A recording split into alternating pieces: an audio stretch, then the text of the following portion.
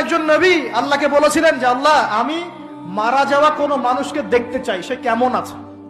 এটা শুনেন ভালো করে হাদিসটা, মারা যাওয়া কোনো মানুষকে আমি দেখতে চাই, সে কেমন আছে। আল্লাহ পাক সেই নবীর আরজি কবুল করলেন, বললেন আচ্ছা ঠিক আছে দেখাচ্ছি। কবরের সামনে গিয়ে দাঁড়ালেন। 1000 বা 2000 বছর আগের কোন ব্যক্তি যে মারা গেছে তাকে কবর থেকে জিন্দা করা হয়। নবী দেখছেন এবং সে ভয় থরথর করে কাঁপছে। নবীজি আমাদের নবী নন, অন্য কোন নবী তিনি। সেই নবী বলছেন যে তুমি ভয় কাঁপছো কেন, তুমি কত বছর আগে ইন্তেকাল করেছো, কি তোমার হালচাল বলো আমাকে। সেই ব্যক্তি বলছে আমি আজকে থেকে 1000 বা 1500 বছর আগে মারা গেছি।